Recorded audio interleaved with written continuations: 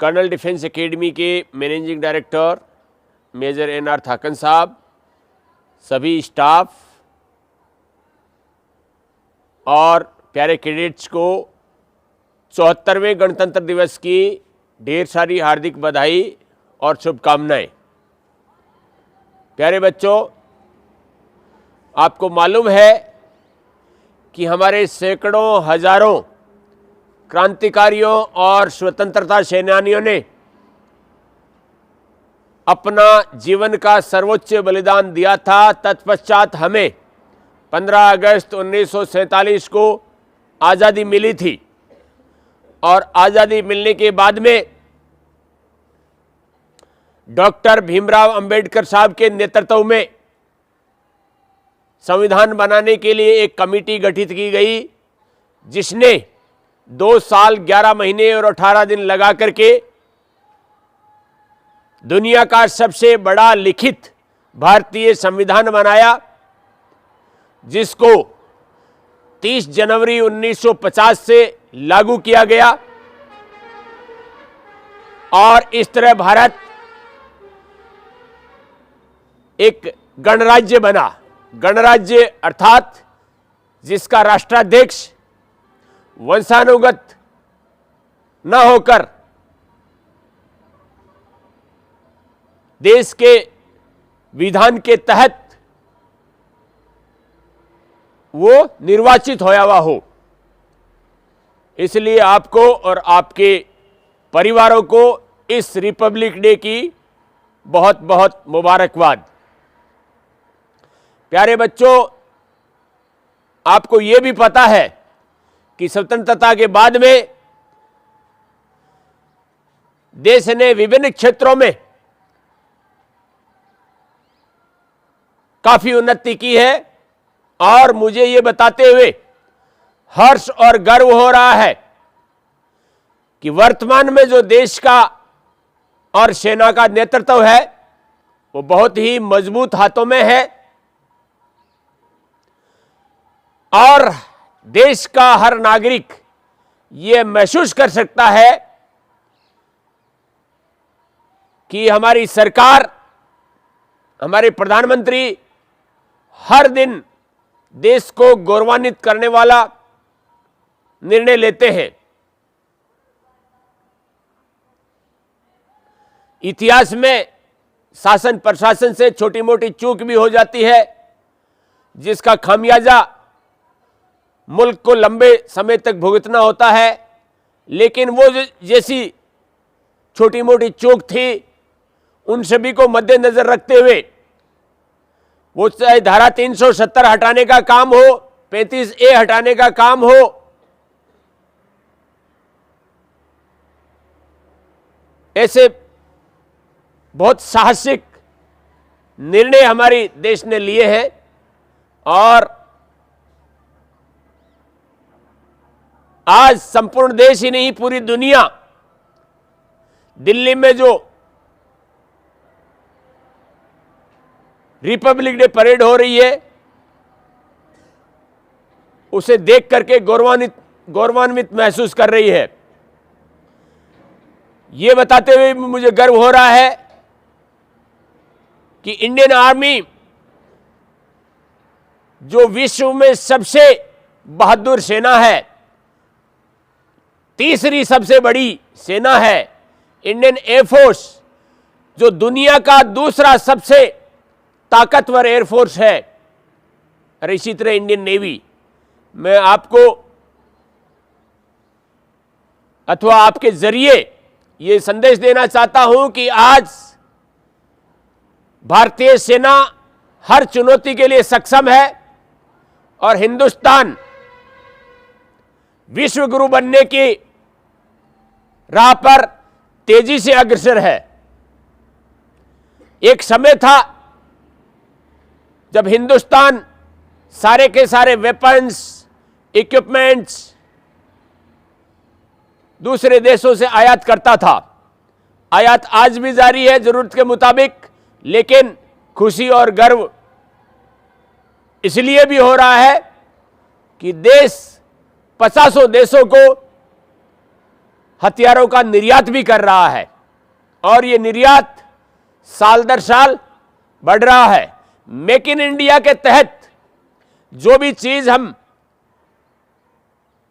Import करते हैं उसका केवल सैंपल लाते हैं देश में। अगर 100 गने चाहिए तो जिस देश से और जिस क्यूआर वाली गन जो जो क्वालिटेटिव रिक्वायरमेंट्स हमें चाहिए 5 हम खरीदते हैं और बाकी बची हुई 95 मेक इन इंडिया के तहत हम हमारे देश में ही बनाते हैं। आपने अभी पिछले दिनों खबरों में सुना होगा कि जो तेजस हमारा अटैक हेप्टर है उसकी डिमांड दुनिया के बहुत सारे देशों में है और 2026-2027 तक की बुकिंग ऑलरेडी हो चुकी है। आने वाले समय में भारतवर्ष एक लीडिंग एक्सपोर्टर होगा हथियारों का और अटैक हेलीकॉप्टर्स का और मिसाइल टेक्नोलॉजी का। दूसरा, आज मैं सुबह सुबह देख रहा था आपके जितने भी फोन हैं या तो वो एंड्रॉयड बेस्ड है या वो iOS जो एप्पल का है। IIT मद्रास ने ऐसा प्रोसेसर जिसको बोलते हैं ना, जैसे एंड्रॉयड बेस्ड होता है वैसे ही भारोस है, वो भारत ऑपरेटिंग सिस्टम वो बनाया है और वह 100% सेफ है। आज आप गूगल प्ले से कोई ऐप डाउनलोड करते हो तो इसकी सेफ्टी और सिक्योरिटी की कौन गारंटी ले सकता है, लेकिन वो पूर्णतया सुरक्षित रहेगा। इसलिए हमारी जो देश की नई टैलेंट है, आप लोग हैं IITs में जो बच्चे पढ़ाई कर रहे हैं, हमारे जो साइंटिस्ट हैं, DRDO बड़े रूप में रिसर्च कर रहा है और केवल डिफेंस ही नहीं, साइंस के जो बाकी फील्ड है उनमें भी बड़ा रिसर्च करके अग्रणी भूमिका निभा रहा है। हमें गर्व है इस बात पर भी कि जब दुनिया पे कोरोना का संकट आया उस समय भारत के प्रधानमंत्री ने हमारे जितना भी कोरोना वॉरियर्स थे उनका हौसला अफजाई में पूरे देश का सहयोग लिया और उनको मोटिवेट रखते हुए हमारे रिसर्चर्स, हमारे साइंटिस्ट ने रिकॉर्ड 9 मंथ्स में देश के अंदर 2 कोरोना वैक्सीन तैयार ही नहीं की, बल्कि 200 करोड़ वैक्सीनेशंस का फ्री ऑफ कॉस्ट देश के अंदर भी डोज लगाया। पहला डोज, दूसरा डोज, बूस्टर डोज। मैं आपको बताऊं, जहां से ये कोरोना फैला था, चाइना जो अपने आप को सुपर पावर बोलता है, दोस्तों 30% वैक्सीनेशन भी नहीं कर पाया और हमने 200 करोड़ का वैक्सीनेशन किया है। ये दुनिया गवाह है इस चीज की। और केवल देश के अंदर ही 200 करोड़ का वैक्सीनेशन नहीं किया, 50 ऐसे देश हैं जिनको 30 करोड़ से ज्यादा वैक्सीनेशन भारत ने फ्री ऑफ कॉस्ट दिया है। और जो हमारा फिलॉसफी है, हमारा विचार है वसुधैव कुटुंबकम, उसको सार्थक करते हुए गरीब देशों को इतनी जबरदस्त उस वैश्विक महामारी के दौरान हमने मदद की है। हमारा पड़ोसी श्रीलंका जो पूर्णतया कोलैप्स हो चुका था, उसकी आर्थिक मदद करके उसको वापस खड़े होने में जो भारत ने मदद की है, उसकी पूरे विश्व ने भूरी भूरी प्रशंसा की है। आपको पता होगा, यमन के अंदर जब गृह युद्ध चल रहा था, हमारे यशस्वी प्रधानमंत्री नरेंद्र जी मोदी ने सऊदी अरब को फोन करके बोला कि क्योंकि Yemen was controlled by Saudi Arabia, phone करके यह बोला कि यमन में मेरे जितने भी देशवासी हैं, मैं उन्हें 100% सुरक्षित वे मेरे देश में लाना चाहता हूं और इसमें आपकी मदद चाहिए। तुरंत सऊदी अरबिया ने मदद किया। हमारे मंत्री और पूर्व सेनाध्यक्ष जनरल वीके सिंह साहब वहां गए और एक एक भारतीय को उस गृह युद्ध में से सुरक्षित निकाल करके वापस देश लेकर के आए। इस दौरान अमेरिका के तत्कालीन राष्ट्रपति बराक ओबामा ने एक ऐलान किया था कि जो भी अमेरिकन यमन में है, किसी भी मुसीबत में है, आफत में है, डिफिकल्टीज में है, तो इंडियन से संपर्क करो, उनसे मदद लो।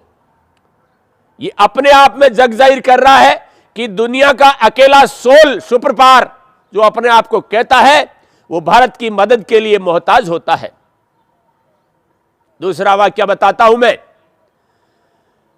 रसिया और यूक्रेन का लड़ाई पिछले लगभग 1 साल से चल रहा है और जब लड़ाई चला था, जितने भी दूसरे देशों के स्टूडेंट्स वहां पढ़ने के लिए गए हुए थे, खासतौर से मेडिकल्स की पढ़ाई, इसी तरह हिंदुस्तान के भी 20,000 बच्चे वहां पढ़ाई कर रहे थे।